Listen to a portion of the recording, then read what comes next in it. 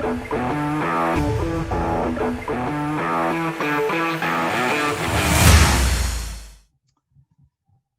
guys, good morning. The Good bar sport is morning open. Happy Sunday, everybody, and to you welcome to too. another weekend of Calcio and the wonderful world of Italian football. How are you guys feeling today? Pretty Drinking good. coffee. Thank you, Coffee. Drinking Had my coffee. coffee and looking forward to also enjoy the nice weather. Today it's nice weather here, so maybe later in the afternoon we're gonna go around. Also Amsterdam, Nice. And pretty nice I weather see, today. Diego, you're wearing a different jersey today. Yes, this is Napoli. Yeah, this is a really old-fashioned Napoli jersey. It's done by Spensley. And yeah, I like it. It's pretty nice. It's 64-65, 1964-65 the season. And this is a classic, with I don't know, you call it like this oblique stripe. I don't know, like this That's like, band. yeah, It's a classic. diagonal band. Yeah, it's the classic jersey of the beginning of the history of Napoli. So it's a super nice jersey. Love it. Yeah. It's very cool indeed. Yeah, indeed. Yeah. I have to say, I really love it. So actually, you got us in the right mood to kick off this Sunday talk because, for those who've been watching us in the past few weeks, it's time for our quiz. We always start our conversation with a nice historical football trivia. So I'm going to share my screen. I'm going to show you guys a historical lineup from an Italian club. You need to tell me which team we're talking about and from which season. All right? Okay. So Can we guess? Of course, you guys have to. Yes. That's the goal of the You quiz. need to be faster. Yeah, you need to be faster from people who are watching this one and see if they can get the. We should arrange a buds button, like. Yeah, exactly. Let's see. We should do that. All right. It says that the host disabled the participant screen sharing. So Diego, you hosting this meeting. Sorry for that. Let me So you got the do power. that. I got the power. That's really nice to say. You got the power. That is like it works. Right? Okay. So okay, let me do that for you. I will be able to do it. Give I'm telling me you guys, this is easy and difficult at the same time, today's quiz. And once I show you the picture, you'll understand what I'm talking about. Last week was kind of straightforward, I would say. Yeah. That was a no-brainer, especially for you. And put up back so much memories. in the Right. Painful memory. Yeah. Okay. And speaking of memories, guys, we cannot fail to mention that this was another sad week for football, especially for Italian football, because we had to say goodbye to Paolo Rossi, one of the heroes of World Cup 1982, perhaps the most famous hero, right? He was the guy, he was the capocannoniere, as we say in Italian, of the World Cup 1982, scored 6 goals. Great underdog tale because for those who don't know, meaning people who are not as aged as us, Paolo Rossi was not even supposed to be part of the Italian squad for the World Cup 1982. He was not in a very good shape. He couldn't play for quite some time, but he was kept in very high regard by the Italian coach, Enzo Bearzot, and he decided to bring him to the squad. And he left home Roberto Pruzzo, who back in the time was the most, the striker in a better shape. So there was a lot of controversy, there was a lot of criticism, but Paolo Rossi ended up delivering because he scored 6 goals. Yes. He led Italy to winning the World Cup, and as they say, the rest is history. Yeah, he's the man who made Brazil, Seleção, cry. Oh yeah. Oh yes. And he also wrote a book about that with this sentence, like, I made Brazil cry. Brazil cry. He was not the only one, honestly. It happened again many years later, but that's a sweet memory to us Italians. So, yeah. Farewell to Paolo Rossi, a huge piece of football. of Italian football basically left us. So, well, condolences to his family and to the whole world of Italian football. But back to our stuff. I mean, can I share my screen now? Yeah. So let's see. You got it. You've got the power. Exactly. So now we are in the mode for the quiz. Let's see if I can share directly the screen. So we're gonna get into trivia mode. Oh my God, that's... I see it. Okay. I see Sampdoria for sure. Oh yeah, that's a no-brainer, right? Yeah, that's... Yes. Wow, this is... Is it or not? That's a Sampdoria lineup, but from which season? Okay. I cannot recognize in any of those. I'm gonna guess which. Okay, so to me it's the end of the 70s. I'm guessing that, but it's the 70s. Okay. The reason why I'm saying that because I see some mustaches here and there, which are typical of end of 70s, beginning of the 80s. Exactly. And Look also at this long one. hair. This is pure 70s, right? This is kind of a mustache. I like another peculiar. And even those of the goalkeeper here. Yeah, another peculiar stuff to check is that everyone has their jersey in the pants, in the shirts, but not one. There is always one player in that period of the year with, Oh, true. always. Baresi, Bruscolotti for Napoli. It's always like that. You get one. So I really cannot recognize any of the players in this picture. Well, I'll tell you guys, I feel guilty me neither, honestly. Me neither. When I look at this picture, Okay. I say, oh my God, I don't know any of these guys. But I will go for Diego's approach. I will say that it's something in the late 70s, or let's say in the 70s in general. I want to say 1974. 1974, okay. 74, well, then I say 75. Okay, so let me get 76. Let me add always one plus you. So I'll tell you this. We spoke about World Cup 1982 just a couple minutes ago. And actually, this team is from the previous season. Is Sampdoria from 1981, 1982. Okay, that's interesting. There are no names that, again, anybody but a very hardcore fan will recognize. The interesting thing is that this is a Serie B lineup. So Sampdoria was in the second division. Nice. In that specific season, they ended up third. So they got promoted to Serie A the following season. Okay. So it was a sort of, comeback from hell for Sampdoria, who, like a few years later would even end up winning a Scudetto. So that's, I guess that's a nice memory for the Blue Cerchiati fans. One thing I know 100% sure is that Paolo Mantovani was the president. That's 100% sure I know. And that's the only thing I know actually. No, I'm sure. I can tell you. Paolo Mantovani is one of the president of, the 80s. It's the era of Italian football. Paolo Mantovani is one of the best presidents that we have in this Italian Serie. That's the only thing that I can tell you. But I don't know for the rest. I don't really know for the rest.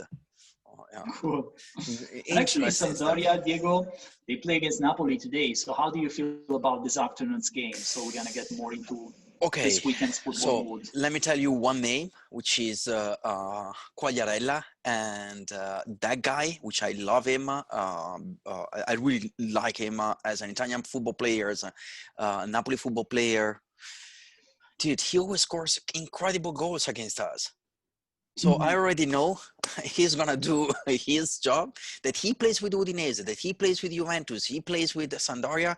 He scores fantastic goals. And every time you stand up, you clap, and you shut up. You cannot do anything. So that's how I feel today. But you guys are on a winning streak, by the way. Yes, we are. Yeah. A powerful. I just touched wood with both because I don't forget the kind of jersey you're wearing, So yeah. I'm like in the old mood right now. Yeah. No, I'm kidding. But actually, touching wood. Just to be, I'll say, objective about this. Well, it's been like a really good week for Naples. Also, not only in the Well, Serie A, against but also that's true. Against Zaragoza, we didn't display the best football ever. It was a okay. really tough game with Zaragoza. Of course, Zaragoza had to win, etc., etc. So, We are in a good, we are in a good period. That's positive period, not good period. We say like results are coming.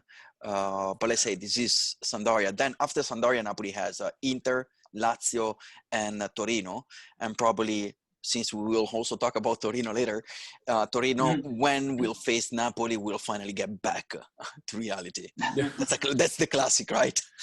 That's the classic about football. Yeah. That's a good thing. I mean, since we are on the topic, yeah, let's talk a little bit about Torino. Well, but before that, I mean, I want to add something that actually today it's going to be the groundbreaking of the Diego Armando Maradona Stadium in Napoli, right? It's the first time For the in second Serie time. A. For Serie A, yes, it's the first time for the Serie A. Italian Serie A. We already had the Right. name on With against Zaragoza, Zaragoza, yeah. Like in, it was Real Sociedad, by the way. By the way, it was Sociedad, but I like Zaragoza. I Yeah. like the name, the sound, Zaragoza. No, well, More let's than not get that. the Real Sociedad fans angry. Well, sorry, Yeah. guys. So I actually first remember day Zaragoza of as well. Yeah, it you works. also done that. Yeah, it's a Real. I mean, when you say a Real, and you start with a S. Sorry, Real Sociedad supporter. Don't take me wrong. It comes naturally to say Zaragoza to me, because I don't know why. Maybe it's historically it's a bit more famous, Well, but I mean we're gonna ask our La Liga fans which one is they're gonna, yeah, indeed. Sorry, guys. They're gonna sue us now. Yes, Yeah. indeed. Nice. So Torino, actually, yeah, we mentioned Torino because yesterday we had 3 games in the Serie A match day 11, and one of them was Torino Udinese, and it was another drama for the Granata. Unfortunately, they came out as a 2-3 losers. Paolo, you watched the game, right? Yeah, and basically I'm astonished about how unlucky these guys are. Oh my. I cannot wait. For sure, it's something related to the concentration level of focus that they put into the game, because they were scoring a really nice comeback. They were losing 2-0, then they scored the equalizer like in 1 minute, maybe 2 minutes times, and then after not even 1 minute, they got another goal. But that was like the result of really not being focused, I would say. If you see the action of the goal, like there were like 5 minutes of whoa, what's happening here? And I think it's a matter of focus, and those kind of things. It's something you, as a coach, you should be responsible for, or you should be at least the one that gives the lead and gives the way in keeping the team focused. Yeah. You cannot really get a goal like that after 1 minute. So what do you guys think is the problem with Torino? Is the coach? Is it Marco Giampaolo, or there's something more with that? Well, the team, it's pretty good, at least on paper. On paper, they have a lot of good individualities, I will say. But how you put together those, it's not coming out pretty well. And the typical setup of a Torino match is that they give everything, and then they get something, but then they got always a bad result at the end, because they cannot really keep the pace and the focus, I will say, as well. That's after what I watched yesterday. Yeah. Which I think is a typical characteristics of Giampaolo's teams, also in the past. Yeah. Well, there are 2 numbers for me that are really interesting when it comes to Giampaolo. One, his average coaching a team, the average time coaching a team is 0.8, which means that he doesn't get to 1 year with one team, because many times it was sucked in with previous teams, and also the fact that he lost more games than he won. So also that is an information that is saying a lot. And I'm actually really annoyed about seeing Torino, Genoa, and Fiorentina so bottom in the Serie A. I mean, there are three historical clubs. I mean, I don't know, Napoli-Torino sounds to me, whoa, Napoli-Torino, it's an important game. But nowadays, when it comes to checking the league, it's a little bit scary, to be honest, from that point of view. Then, yeah, I agree. Then I understand that I think the last time that Torino won was against Virtus Entella. That was Italy Cup, I guess. Coppa Italia, yeah. Yeah, and that's saying a lot. That says a lot, I think. True. Yeah, it's like you said, it's very weird to see clubs with one important history like Fiorentina, Genoa, Torino, being bottom of the table. What we can say is that at least it's going to make for an interesting relegation battle. And that's also because yesterday we got another unexpected outcome in the first game of the match day. Crotone trashed Spezia 4-1. It was the first win of the season for the club from Calabria. Totally unexpected. But again, it's going to make for something interesting, right? Because it probably means that there is no last place team. There's not going to be a team completely out of the battle from the very beginning. So I like Spezia also. I think they had a great campaign so far. But on the other hand, I was quite happy to see Crotone bouncing back a little bit. Yes, and again, from the south, also true. Yeah. They should be kept in somehow. But actually, again, from all these three teams, they all have this kind of peculiarity. They have really good individualities, like Fiorentina as well. I would say Genoa not at the same level, but they have good players as well. But when it comes to have the common ground on the pitch, something is missing this year, especially for Fiorentina. True. And that's sad to see, because of course, as you said, it's something that hurts for those who love Italian football. But what you can see, it's that they don't glue perfectly together. True. I think Fiorentina is the most striking case because they have some huge individualities. I mean, if you look at the names on paper, it's a great team, probably more than Torino and Genoa. I would say Genoa, on the other hand, they've been plagued with a lot of injuries. I mean, they still have some quite important players missing. Zappacosta was injured, Cresciuto is injured. I think today, Paolo, they're going to play against Juventus, and they will have the third choice goalkeeper in goal because both Mattia Perin and Federico Marchetti are injured. So they're going to have the third keeper between the sticks. Yeah, actually, but every time that a team that is struggling during the season and they match, they actually go against Juventus, they are like reborn again. They're reborn. Yes. It's like the phoenix coming out of the ashes again. This season is happening. They will play the game of life for sure. Yeah. I'm more than convinced about that. But I wouldn't say that it's an easy match for Juventus either. Also because we come from a different pace of matches. We played a lot more than Genoa, and Genoa is really begging for going out of this dangerous zone. So not like that. I will give him for granted for sure. But of course, I'm gonna hope that the guys are.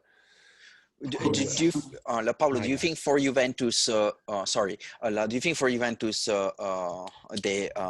the week had this huge game against a small team like Barcelona? Sorry to say small. Spanish people would not like this today. I think they're gonna ban us. Real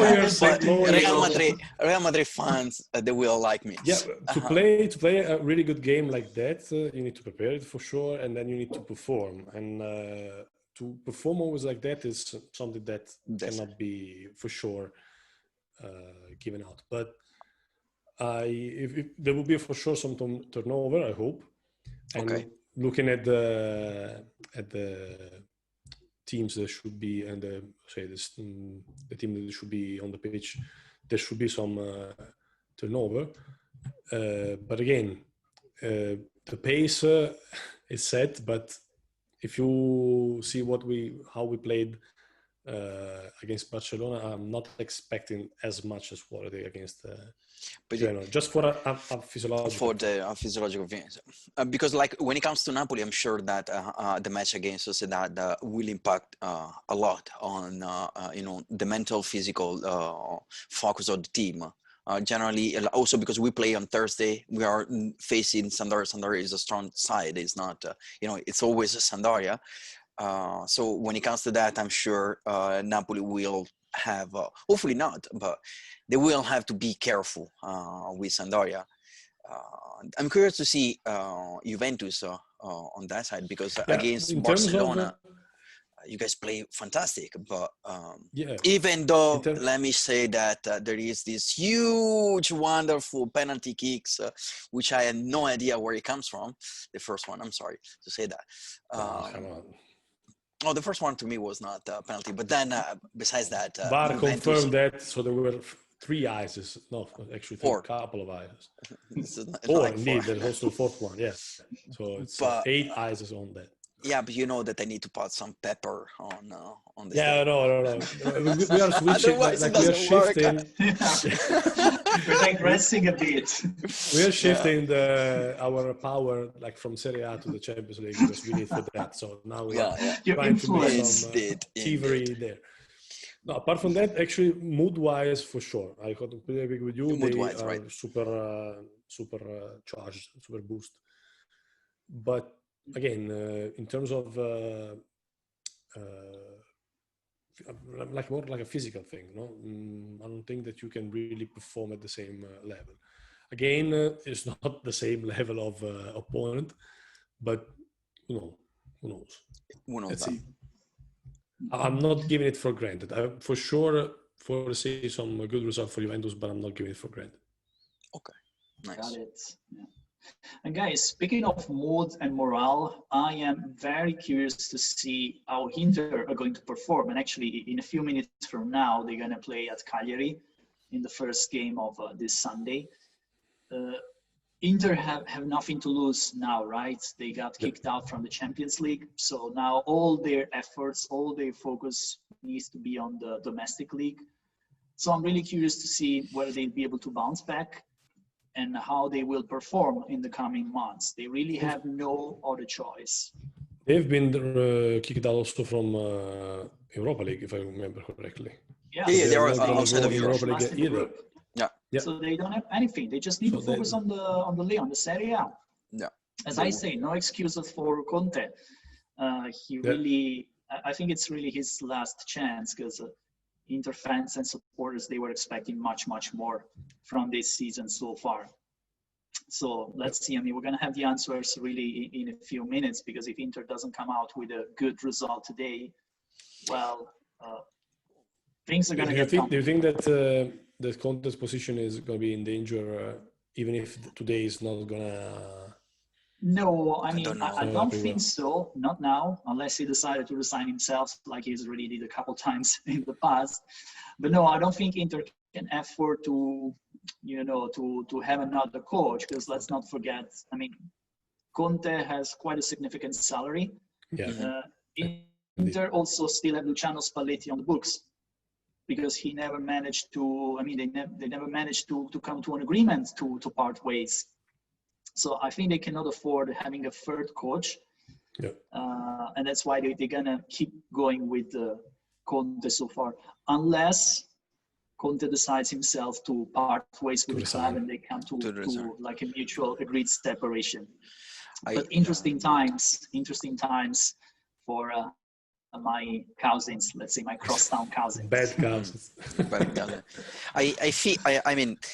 I believe Inter today should be winning. That's the only results that they have after they were kicked out from Europe. When it comes to Cagliari, they're really strong when it comes to counterattacks. and Inter is really weak when it comes to defending counterattacks. On the other hand, Inter is extremely strong when it comes to the play the wings, play football on the wings. So, Hakimi is doing a fantastic stuff, and Cagliari, when it comes, they got so many goals against when actually the attacks comes from the wings. So when it comes to that, I think quality will win, will come up, and I don't think Cagliari is going to make it today, to be honest. And if they are, which I hope, I really support Cagliari today as well. I know I support Napoli, but I look at my team. We have an interesting positive trend lately. It's a conflict of interest. Like, you need to. Yeah. Well, I hope your team is gonna lose, Paolo, as well as Matteo's one. That's. We'll talk about my team in a minute. Yeah. You should be more hopeful of their defeat than mine, because then the gap shrinks. Well, let me tell you. No, I'm not. Because I still believe that Juventus will make the league this year. It's just time to find the good chemistry of the team, of the squad, and everything. New coach, new experience, first time coach, a person that surely knows a lot about football, how to play, how to behave inside the locker room and stuff. So the experience Juventus has as a club is not there in Serie A. You cannot find it anywhere in Serie A at this moment. AC Milan, they have a lot of knowledge about how to win Champions League, how to win Serie A. However, it's many years they are not doing that. Napoli doesn't have. It's a really young team. It's also a really young team. Indeed. But they are showing. I'll say they're showing a lot of the same. Glue you were talking about a minute ago, like they are really compact. They know how to play as a team. Yeah. It's just a really well-formed team, and that's something that is a plus on their side. On their side, yes. And, I hope that they will lose that. Well, indeed, let's see. Indeed, when I compare AC Milan to Inter, AC Milan, I'm curious to see how they will behave after the first challenge. They get the first defeat, how they're going to behave next to it. Yeah. When it comes to Inter, now they don't have Europe, but they have like a mentality that to me is a winning mentality for the Serie A. They can increase their self-esteem as a team. Let's see when it comes to that. They only have Serie A. They have like an entire week. When they have an entire week, because now we will play 10. I think in 10 days, everyone will play for matches. But when it comes to that, it's gonna be interesting to see how they're gonna make it. Yes, to me, full week training. Focus on one competition, and that's your competitor when it comes to Juventus. That's the only competitor you guys have. I don't believe in other sides. I hope Napoli will make it, but let's be realistic. I don't think they can. And when it comes to Milan, guys, we're going to play tonight for the last match of the round 11 of Serie A. It's a favorable one for us, I would say, because we're facing Parma. We're playing at home. But the good thing is that we're playing with a very rest squad, because we managed to have a huge turnover for our last Europa League game on Thursday. I think only 1 out of 11 players was regular starters. So most of the people were able to get some rest, and tonight they should be fresh. We're likely still not going to have Ibra back, still recovering from his injury, but the rest of the squad is basically ready to go. And Parma have also had their struggles. Honestly, it's one of those clubs who's also battling in the bottom half of the table. So, I mean, what can I say? If we look on paper, it should be a relatively easy one for AC Milan to capture 3 additional points and keep the distance unchanged. But hey, let's see what's going to happen. It's the Serie A. I think few times the Serie A has been so exciting and so balanced like in this season. So good for us. I mean, good for us and good for all football and football lovers. Yep. Definitely. Yeah. I mean, Parma is drawing a lot of matches. They're not really capable of winning. I think they won 2 matches ago, something like that, maybe. I honestly don't remember correctly. I think on paper should be pretty easy for AC Milan, or at least the AC Milan we have seen in the last weeks, right? I don't think there is gonna be much to say. But again, Forza Parma.